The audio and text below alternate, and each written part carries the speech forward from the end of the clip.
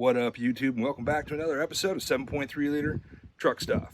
Before we kick off today on an S&B filter, I wanted to ask you to like and subscribe to the channel, as well as hit the bell notifications for updates. It helps build the channel, and once again, I think it's something that you just really want to do. All right, before we kick off on the install today, I want to rep a friend of mine who started an exceptionally good cause company called Carnivore, Mike Foxtrot. In short, in military terms, that's Carnivore, MFer. He's on Instagram, Facebook, look him up, and a lot of solid product on www.carnivoremikefoxtrot.com. He gives back again to a lot of the veteran causes, and if there ever was someone that deserves some support out there, it's that gentleman for sure. So please go ahead, Carnivore Mike Foxtrot. Link it down below, and if YouTube lets me, maybe somewhere up here too. All right, let's begin.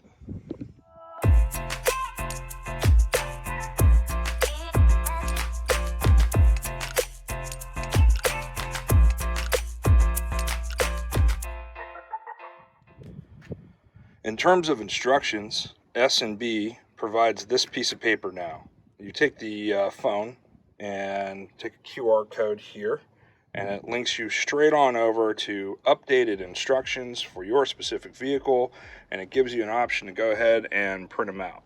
So that's exactly what I did in this case.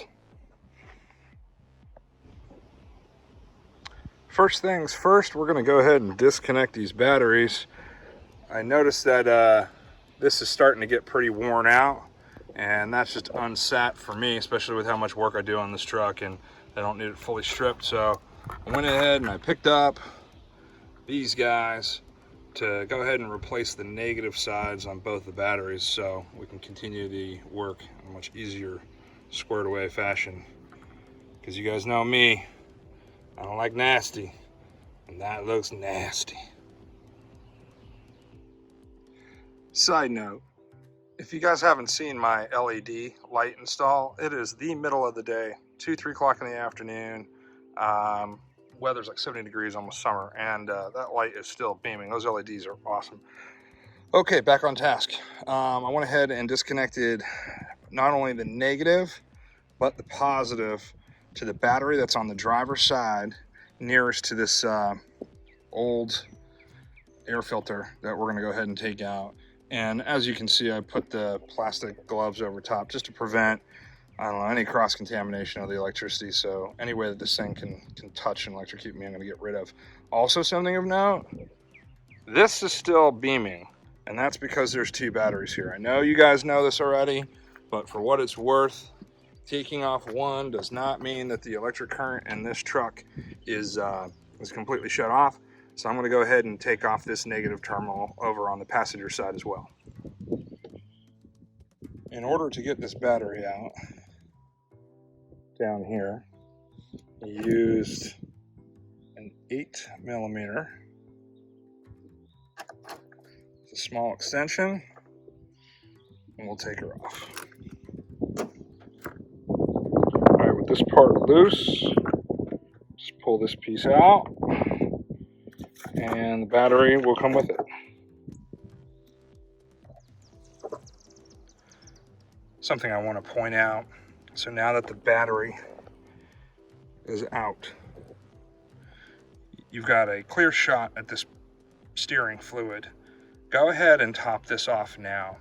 You can get to the steering fluid once the S&B air filter is in. It's difficult, and even their instructions will say you're going to have to put a little force behind it in order to get that top twisted off and out at an angle. So I just went ahead and checked mine, and I'm all topped off. I'm going to go ahead and continue with the install, and I'll try to save checking this to periodic maintenance intervals on the truck, but it definitely is going to become more difficult after you get the S&B in. Okay, inside the battery compartment is a 13mm. I'm going to go ahead and take off these bolts right here. And now that these are out, I'm going to take out these two over here as well.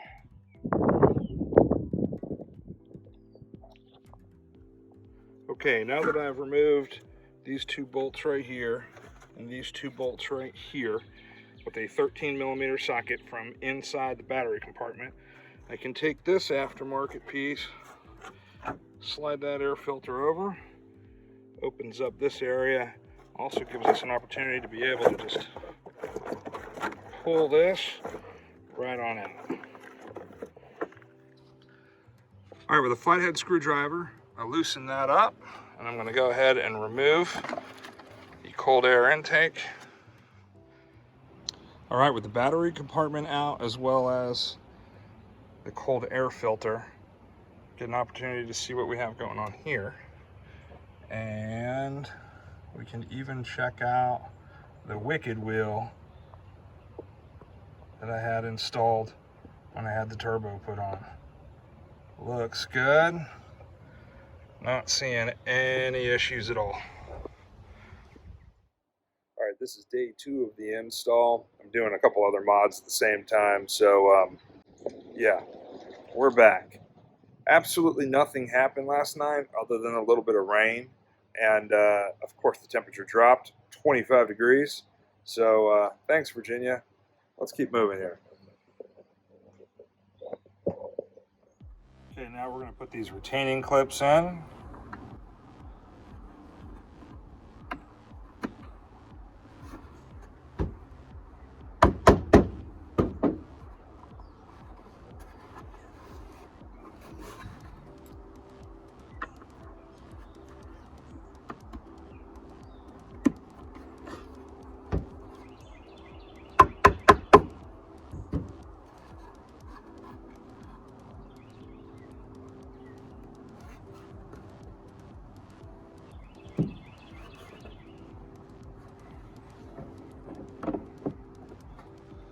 And I found that using an 11mm is what worked best on getting these bolts into place. The instructions say do not over tighten.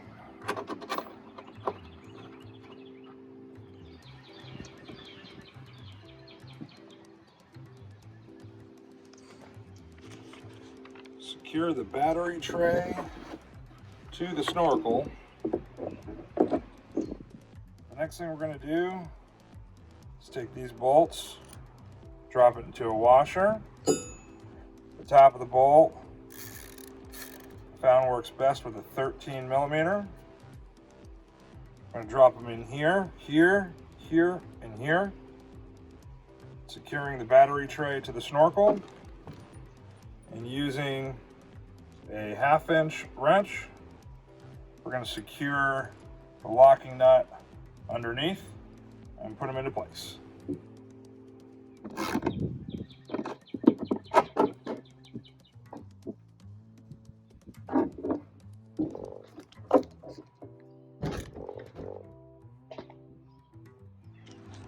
Okay, the next thing we're going to do is install the tube seal right here underneath the SMB logo.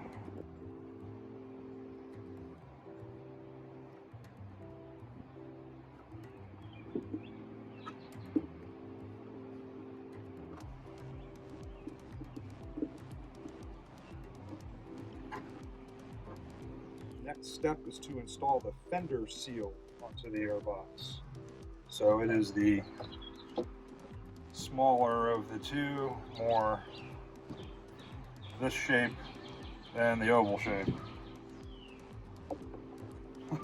In technical terms. All right, well, that went on easy. Easy day. We are going to go ahead and install the tube seal onto the airbox here.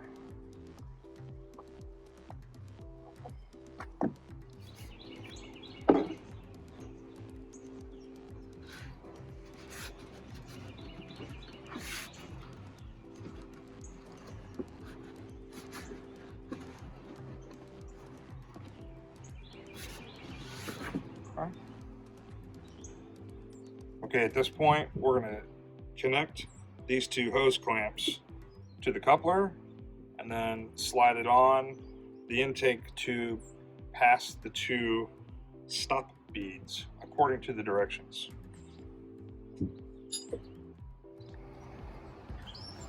And we are good to go.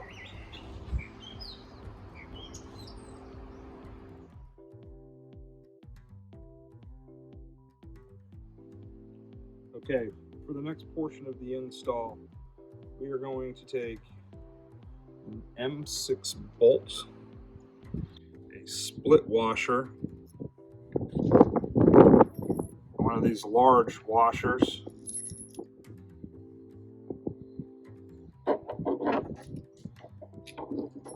we're going to bring this up from the bottom of the battery case. Then we are going to take another large washer, then a split washer, and a jam nut.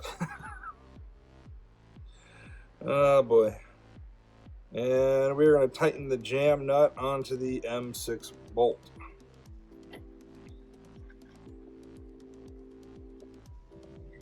Once the battery's in, we install this on top, this big washer, and another locking nut, which I'll just keep like this for the time being. Okay, at this point we're ready to go ahead and install her in the truck. We'll go ahead and put the air filter inside of here, and the plastic cover, all of that is located over here and in here right now, once it's installed in the truck. So this contraption right here is ready to go in. Something of note, because it does have some oil residue on the inside, I am going to take some pressurized air and knock some of that stuff out so it doesn't get sucked into the engine. Just kind of a heads up to you guys when you're doing the build. When you do it outside like this, it'll collect a little bit of dust on the inside.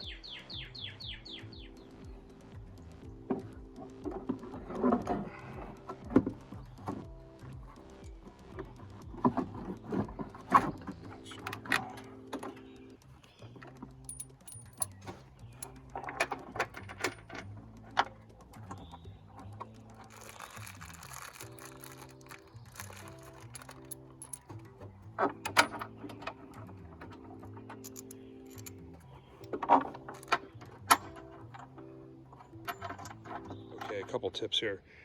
S&B does use every square inch, I think, of this of this engine bay that they possibly can for this, which is a good thing. It just makes the install just a little finicky. So this is what I found out. First of all, the intercooler tube, because I just installed that, the fasteners down below were slightly in the way, so you just make sure those fasteners are tucked all the way up against, basically towards this kind of radiator, and then I was able to get this front funnel in. Getting the two 13mm bolts in hand fed here was not a problem, nor was it getting the ones on the side. I tightened down the two flathead fasteners from this air intake tube here into the pre-existing air intake tube, and I nearly forgot about this temperature sensor because I was using a canister style aftermarket air filter. This has just been floating around in my engine bay. So I came in from the back and was able to get the air temperature sensor in. Okay, at this point, we've made some adjustments, but we've been able to get the air filter on and tightened. Took a couple attempts to loosen that up and loosen these bolts up down here. So my suggestion overall is loosely get this puppy in here and get things, generally speaking, squared away, and then the areas that you want to have 100% tightened down, like the air filter coming into here, and then ensuring that the seal back here is up close, and just slowly start tightening everything along those lines, as opposed to cranking down on these four and then realizing this is good, that's good, and now there's no space in here to be able to connect this. So just keeping it real with you guys. wasn't, it's not a hard install. It certainly requires some patience. And I'm doing my best to not lose light. So I'm going to keep rolling here. Okay, the next step is to go ahead and do the battery install. So I am going to now loosen up this bolt and take this out, set the battery in, and then secure it. Okay, so we've got the battery in. Something to note, on the back end portion over here, there's a lip down here that this battery kind of clips into, and then of course we bring in this block to secure this end of the battery. So you just kind of have to bring it in at an angle. It's a little tight and brings it in, but I really appreciate what S&B has done in terms of taking an air cooler or air, cold air intake, and then incorporating the battery compartment, and then also not forgetting how squared away the battery needs to be. It's definitely very secure. So this whole system is really nice. Okay, let's go ahead and put the top plexiglass portion on this, and then we should be done. So the plexiglass piece comes with a protective covering on it. So I removed both sides of the plexiglass protective covering and the interior piece, installed the rubber grommet that goes all the way around, and now we're going to go ahead and install the 4 bolts here with the washers. We'll wrap it up. All right, fully installed, all buttoned up. Got the LED throwing some light, as well as the phone.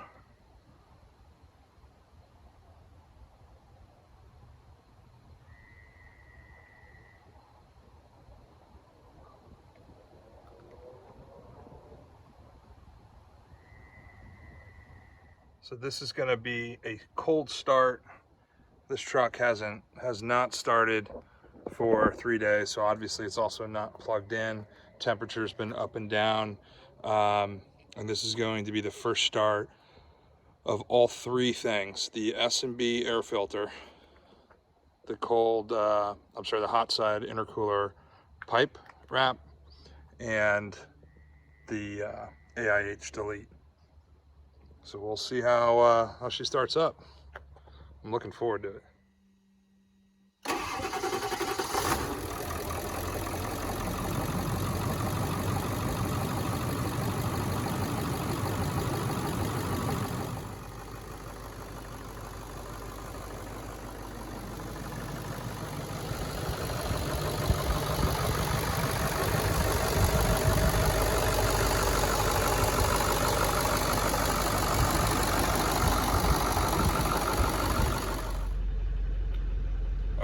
So I don't apologize for my super bright LED lights, but they certainly don't lend themselves to good cinematography, so apologize for that. At least I can see in here in the dark, but certainly it's flooding out the lights. But I wanted to give you guys my first impressions. Everything is where it needs to be, and it's phenomenal. I don't know if you want to call it a ram air, the cold air filter, but the S&B, rock star. Maybe it's just me, but as I'm laying off the gas and I'm hearing all the sounds, I'm hearing more kind of from the front left area, where I think that the air is like sucking air through the fender area.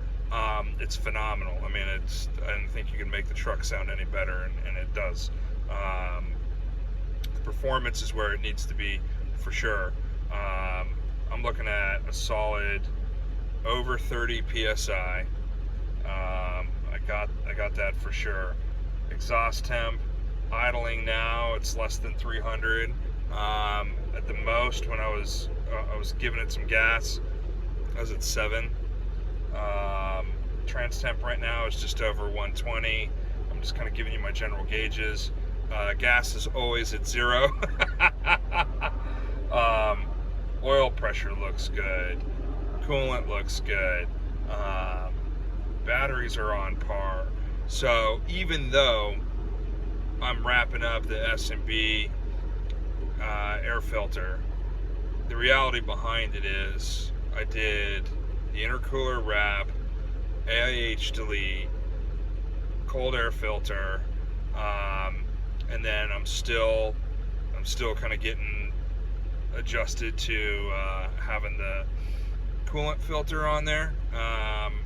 It doesn't do anything for performance, but just checking it, and it looks phenomenal, and checking the temperatures, and I haven't noticed anything negative. No additional leaks. So all those performance mods, all those kind of maintenance mods, I recommend them all. My next step is going to be focusing more towards a fuel bypass filter. No, I said fuel, oil bypass. I want to make sure that all the fluids that are running through this this truck are super clean, super solid, and there might be a Hydra coming. What? I haven't ordered it yet, but what?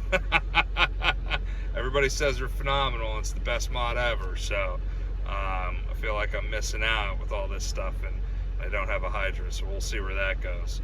I guess I got to buy a PC because I operate on a Mac, but whatever. All right. For what it's worth, thanks for all the support. Appreciate you guys. Slam like, hit subscribe for me, bell notifications, the whole deal, and keep watching, and keep subscribing, and keep recommending me to other people. And I want to grow this channel, and thank you. Just thanks. All right, out here.